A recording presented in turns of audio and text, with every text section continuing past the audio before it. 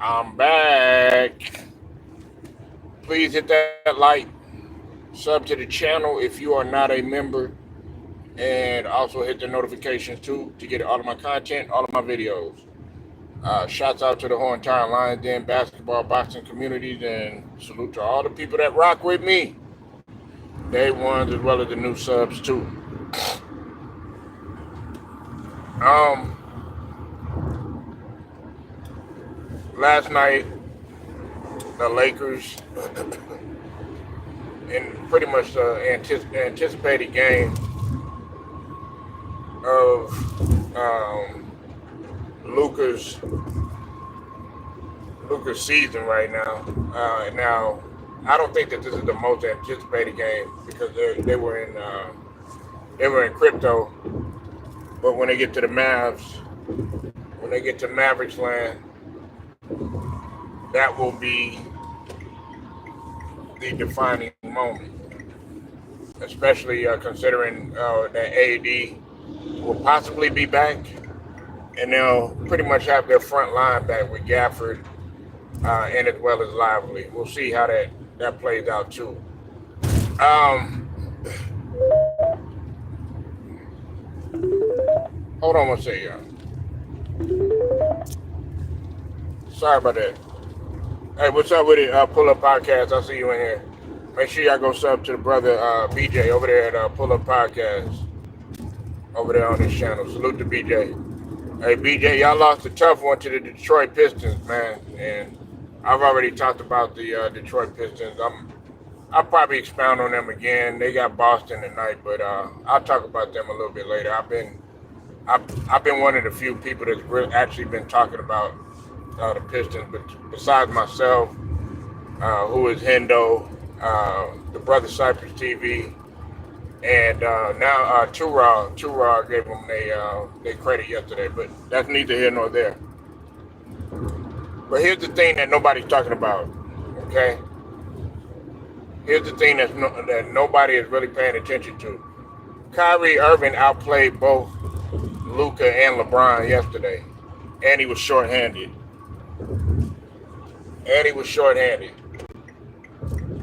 Let me repeat that.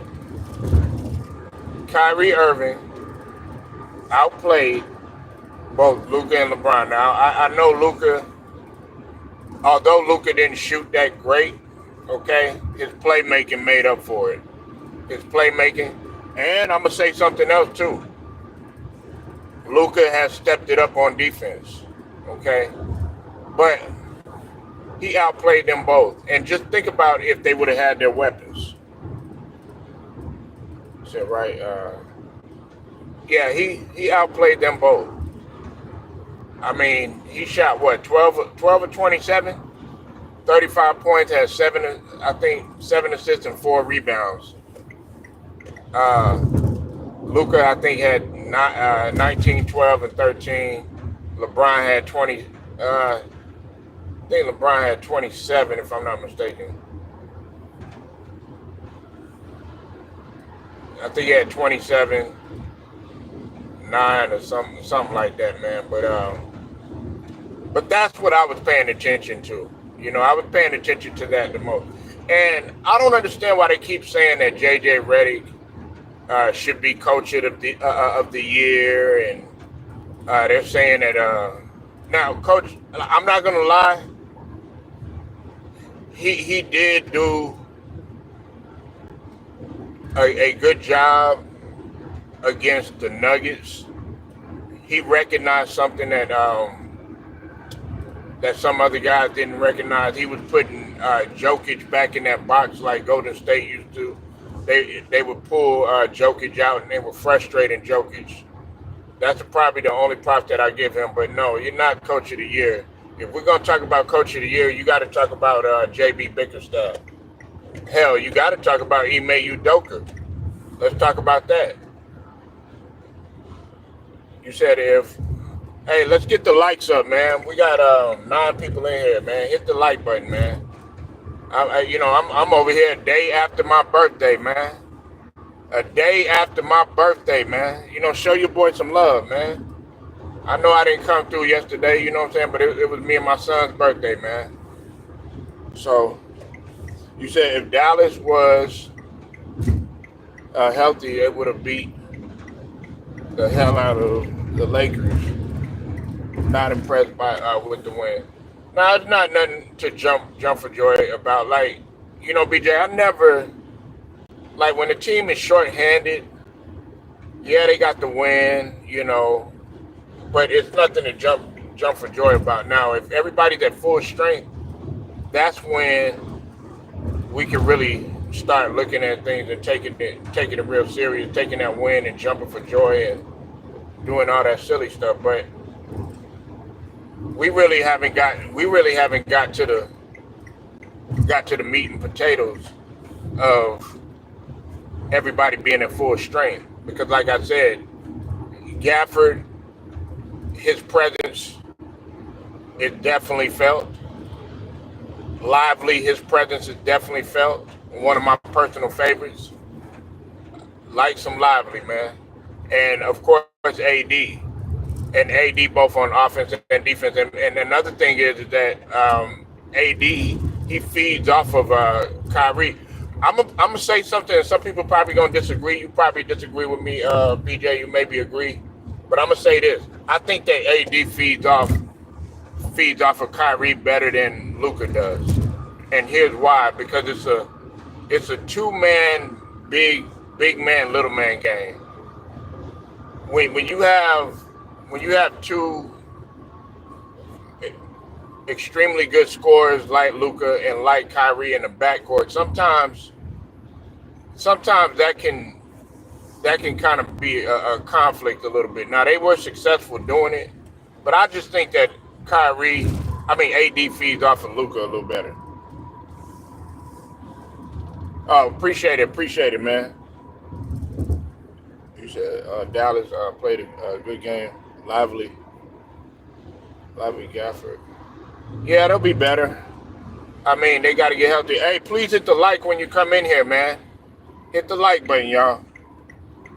Double tap the screen and hit the like.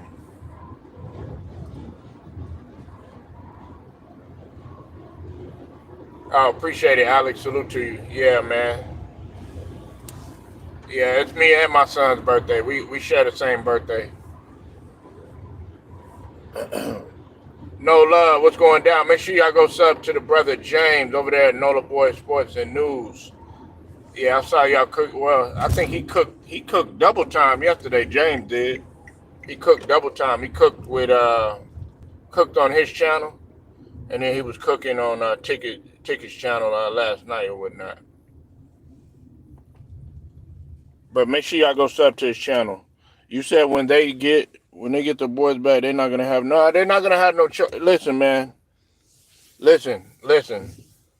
What you got to realize is that in the front court of Dallas, that this is why Dallas is gonna be dangerous when they get them guys back. You have guys that don't mind doing the dirty work. Gafford doesn't mind. That's why them guys is getting injured and stuff. Y'all think that them guys is getting injured because of silly ass plays and stuff like that? No, these guys are sacrificing their body. Gafford is going to dive on the floor. He's going to box out. He's going to rebound, and he's going to play tough, rugged basketball. Lively is going to box out. He's going to rebound. He's going to dive on the floor. He's going to sacrifice his body. He's going to play tough, rugged basketball. AD, you can say what you want about AD. AD has been really sacrificing his body. A lot of people have been criticizing AD this season and stuff. Listen, this is the first time that he's missed a significant amount of time from last year. He was on pace to play about 70 something games. Before that, he had only missed a couple of days. So I give AD his credit. And plus, you got to take that shit serious that he had, man. You're talking about talking about like the growing area. You know what I'm saying? And all that stuff, man. You got to take that serious, man. Once you tear that, man, that's it.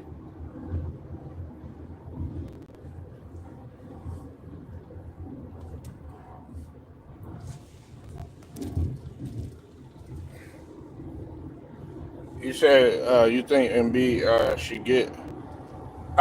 He's gonna have to get surgery. because what they're gonna have to do is they're gonna have to go inside of his hip. They're gonna have to break his bone because the ligament is off from the knee. I know it sounds weird, but they're gonna have to go in and break his bone in order for the ligament, because the meniscus tear that he has. I'm pretty sure BJ knows a lot about this and stuff, man. And some of you guys, I think Nola knows about this shit too. Like, it's like a car. What's his name? Shannon Sharp made a good example. If your alignment is off and stuff, and you're riding on let's say you're riding on a donut or something like that, and you ride on a donut for a significant amount of time, that's gonna mess your whole car up because it's off balance. Well, it's the same as your body. If you look at Joel Embiid, he's 30, but he's walking around here like he's 60, man. Look at LeBron. I know y'all don't like LeBron. I know Nola, he can't stand LeBron. I know some of y'all can't stand LeBron. LeBron is 40 and moves way better than Embiid does. And that's because he the lack of the injuries, man. What's his name? Embiid, his body is tore up. Let's go down the list. Ribs. He had a messed up rib cage. Okay. He had a sinus. He had something with his sinus. He broke his sinus.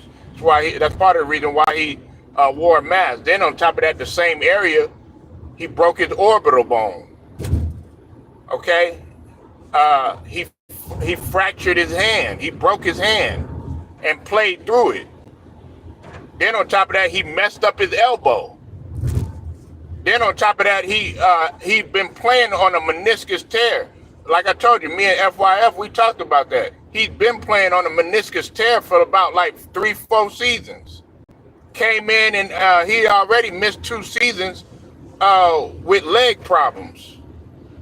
He's had back problems, shoulder problems. This guy's body is tore up, man. He's a walking injury, man.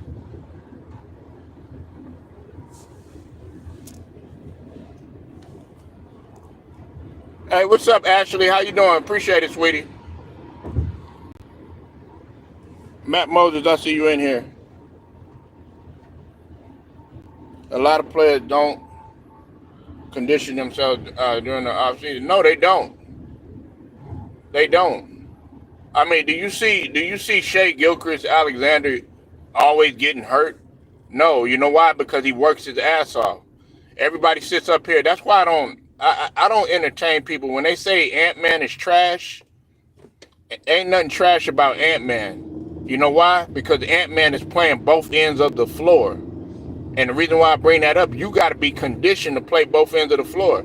Look at Jimmy Butler. All that shit they talk about Jimmy Butler, guess what? His contribution is needed. You know why? He played both ends of the floor. Jimmy Butler is in good shape, but he's going to get those injuries every now and then because of the sacrifices that he's making with his body. But guess what? Jimmy Butler bounces back. And you see now he's able to go over there. Steph is kind of taking the weight off of his shoulder. Draymond, Kuminga, when he gets back, you'll see that. And you'll see, and it was the same thing with Andre Iguodala. Andre Iguodala, a lot of people don't know this. When he was in Philly and when he was in Denver, man, that dude did a lot, man. And he was athletic as hell, but they were like, no, come over to Golden State. You could still be yourself. You could be athletic. You could hit occasional clutch shots and stuff like that. You said, I think there's no favorite in the West to go to the finals. Might not. I don't like Draymond. I do. I like Draymond. I don't have no problem with him. I mean, he gets on my nerves with the silly shit he do, but shit, you don't like him, you don't like him. But I guarantee you, if maybe about 8 years ago, you would have liked Draymond on your team. So, yeah, I fucks with Draymond. What's up, Mr. Laidback? I see you in the building. Yeah, he is a bad dude. He shot 12 of 27. Not that's not quite Kyrie. You know, he's shooting really about 50% usually, but I mean, the man was sitting there pretty much doing everything, man. This man barely has anybody in the lineup. It's just him and Max Christie. You said playing both ways is the hardest. Kawhi, PG, look, you know, man, look, BJ always got to bring some Clippers nonsense up in here. Now I'm playing. Nah, but yeah, Kawhi is the best example. That's why I had Kawhi above LeBron at one point because now you want to know a defender, a great on-ball defender, Kawhi, man. You know, I mean DPOY and everybody. Man, I got into it. Shout out to Sports and Fitness Rants too. I was in the comment section going back and forth with this guy. He had the nerve enough to tell me that Michael Cooper isn't a Hall of Famer uh, because of his stats. He said Michael Cooper only averaged like 8.9 points. I was like, well, I think 8.9 points and like I think he said 4.3 rebounds or some shit like that, some steals. I'm like, if we gonna go by that logic, well, then what about Ben Wallace? Ben Wallace only averaged 5.7 points for his career, 9.6 points. I mean 9.6 rebounds and 2 blocks and a couple of steals or whatever. But guess what? He was a 4-time Defensive Player of the Year, All NBA defensive, and so was Michael Cooper. Michael Cooper was he was a 1-time Defensive Player of the Year, 8-time All Defensive, and on top of that, a 5-time champion at that. Ben Wallace only won 1 championship, but he could change the game on the defensive end. So could Michael Cooper. Yes, you do raise a banner for that motherfucker. You do put that motherfucker in the Hall of Fame. You do put Andre Iguodala in the Hall of Fame because he did the same shit that the Kawhi did. That's why he got a Finals MVP. It wasn't necessarily because of his scoring, because he played lockdown defense. You need an Andre Iguodala. If you don't have an Andre Iguodala on your team for the Warriors, guess what? You might not win a championship. If you don't have a Kawhi Leonard for the Spurs that year, you might not win a championship. If you don't have a Robert Horry and a lot of those championships, guess what? You might not have a championship. And that includes both the Spurs and the Lakers and H-Town. You need guys like that. Now, I'm not saying, as far as the banner raised, for Robert Horry, that could be debated or whatever. But Andre Iguodala, yes, Finals MVP.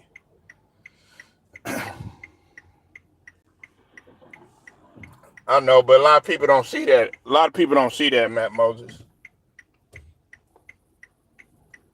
A lot of people look at, they look at a role player. They look at a role player and they think that guy, like they look at Michael Cooper, they'll go by his stats and stuff. His stats ain't gonna jump out at you. Neither is Ben Wallace's. But go look at the game. That's why you could tell a lot of guys don't even look at the game. They too busy looking at House of Highlights or Ball is Life and shit like that. Y'all go by the highlights. Kawhi would like anybody else. Yeah, I like Kawhi, man, because he could play. He could play literally 4 positions. I'm talking about when he was healthy. I don't really like with Kawhi, man. I look at it like this, man. If he didn't have the knee situation that he did, Kawhi would be so much more ahead of everybody else. But the degenerative knees have set him back, man.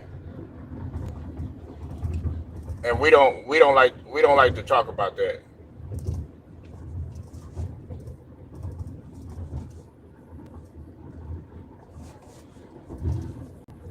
We don't like to talk about that, man. Yeah, Ball is Life is dope. Nas and Cam are 2 of my favorite. You talking about Nasir? I'm talking about like the highlights, man. You know how like they take little clips and stuff like that, and then all of a sudden you're like, oh, this guy, man, he great. No, you got to go look at an entire game. You know, from start to finish. You said top five. Who's top five in your opinion? Uh, BJ, are you talking about Kawhi?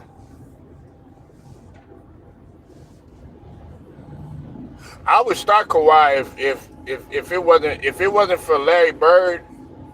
I probably would have. If it wasn't for Larry Bird, I would probably have I would have Kawhi as my small forward. I gotta have Kawhi at a three, man. And a lot of people don't know the three position is a wing guy that is exceptional defensively. He could pretty much do everything that the point guard and the shooting guard can do. Only thing is that he's a better rebounder and he's better defensive wise. Man, fuck Philly, man. I ain't even trying to talk about them, Alex. I'm so mad. They piss me off right now, man. I'm ready to just go ahead and clean the house. Daryl Morey needs to go, and Joe, what's his name? Harris needs to go ahead and sell the team. Go ahead, get Bob Myers in there. Get Bob Myers in there. Make his presence felt. Get rid of Daryl Morey, and we'll be straight. Uh, Joel Embiid is going to be the same thing. They need to start shopping for Joel Embiid. I mean, we'll be able to honor his contract by this summer because then we'll be able to trade him finally. But it depends on where he wants to go. I don't like how we're looking in terms of the draft because we gotta continue. We gotta consider the picks, the OKC picks and stuff. So, but I agree with you though, Alex. The loss is demoralizing, just like the loss to Brooklyn was, just like the loss to the Raptors was, and we got to ass whooped by the Bulls. Yeah, go ahead. You can have his ass. It's gonna be the same old stuff, man. He'll be riding the coattail anyways of Luka and LeBron if they're still there and everything. That's all he'll be doing. He gonna coast through the season, man. He's never played 70 games. All that stuff that they talk about Luka, about how fat and out of shape he is and stuff like that. Luka always consistently has played 60 plus games. 70. You know what I'm saying? That's why he was 5-time All NBA. He won't be eligible this season because he missed a lot of time because of a calf. But yeah, I already got it in the comment section, man. Yeah, I reported that a couple of days ago because of new ownership. Alex, yeah, he's gonna be in the front office. Alex Rodriguez, they finally got full ownership of the Minnesota Timberwolves. So now they're making some moves, and KG is a good asset that you do want to have there. And the one reason why I like him being there in Minnesota is for one primary reason, and that's because of Anthony Edwards. I think KG would be the perfect mentor for Anthony Edwards, for Ant-Man. Yeah, man, he's a phenomenal businessman. He's a phenomenal businessman now. All that stuff about the steroids and stuff like that. What are you doing, man?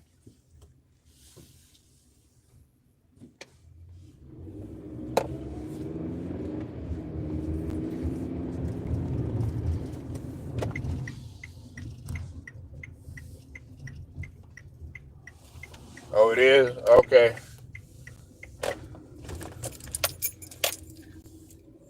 Yeah, but I I think that Dallas will be they're gonna be good once they get their pieces back. Yeah, once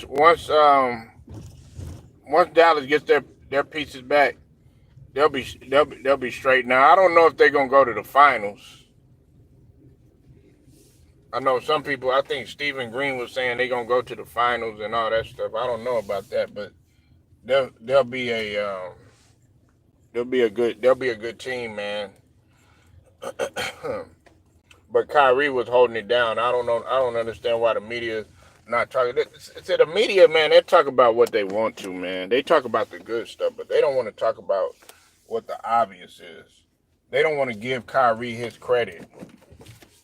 They don't want to apologize to Kyrie. You see, it takes everything for Stephen A. Smith to say that he was wrong about Kyrie Irving and everything. So I really do feel like Dallas when they get Gafford back, when they get Lively back, when they get AD back, because those guys, Gafford and Lively, man, you need them, man. You need them. So they better enjoy their field day that they have now, because that's going to change things. Now Dallas, I don't know. They could still do it. They got some time, man. They got the full month of March to really, you know, make some changes.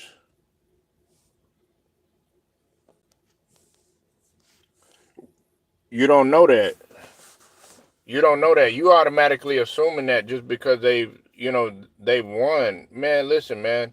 You beat a Denver team, man. Like, don't be a prisoner of the moment. You're saying that nobody can beat the Cavs and nobody can beat the Lakers. Matt, this isn't the playoffs yet. Okay, see, listen, we can't automatically. They lost to Minnesota. I know they took an L, you know what I'm saying? Now, I still got Minnesota coming out of the West. But you can't automatically assume that, oh, yeah, you're just going to run over those teams just because, this is the regular season.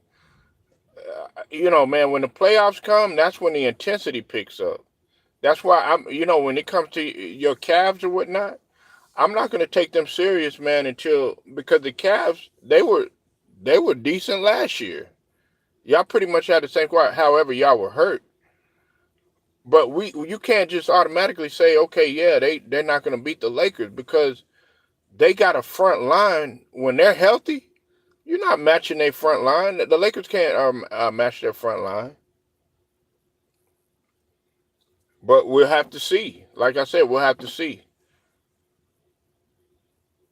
But I'm not going to automatically assume that the Lakers are just going to destroy Dallas like that. You know what I'm saying? It's easy to say that when you got Kyrie Irving pretty much doing everything. And here's the kicker too, Matt.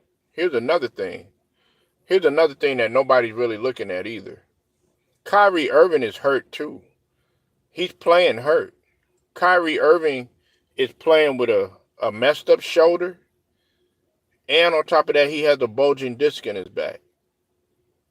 Now, a win is a win, okay? But we got to stop all this nonsense about JJ Redick being coach of the year and all this other stuff, man. That's perpetuated by the media, man. They talk about what they want to talk about. Like I said, man, let's talk about the real. Let's give shine to the real guy that Kyrie Irving 35 in the loss. Now, keep in mind, Dallas they were tied. Like they actually were ahead. You had Klay Thompson. He hit a clutch three. I don't think nobody's talking about that. Klay Thompson had hit a clutch three, man, and brought them back. I think they were up one. It was like 88, 88, 88. They were tied up, and they were hanging around. They were up. They were up big though. It looked like what's the name was going to run away from that game. It looked like the Lakers were going to run away from the game. But I like the way that Dallas fought back, man. That's what I like. And had they had a guy like a AD, like a Gafford, like a Lively, I'm quite sure that they would have superseded the Lakers.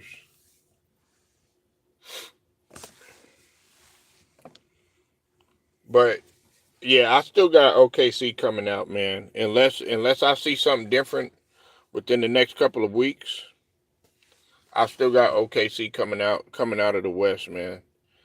I know that the Minnesota Timberwolves they beat OKC and that was a damn good win. But I don't see Minnesota beating them in a series. I don't see that happening, and a lot of people don't realize that during that game too. Harkenstein went out. It's like Harkenstein can't stay healthy, man. It's like he can't stay healthy, man. But yeah, y'all, I'm finna go ahead and roll out, man. I appreciate everybody pulling up this morning, man. Make sure y'all go sub to the brothers pull up podcast with BJ. Make sure you go sub to the brother Stephen Green, the brother Nola Boy Sports and News over there with James. Make sure you go sub to their channels, go show your love, and go show your support for them. Shouts out to the whole entire LDBC basketball boxing community. Until then, man, I'll holler at y'all later. All right.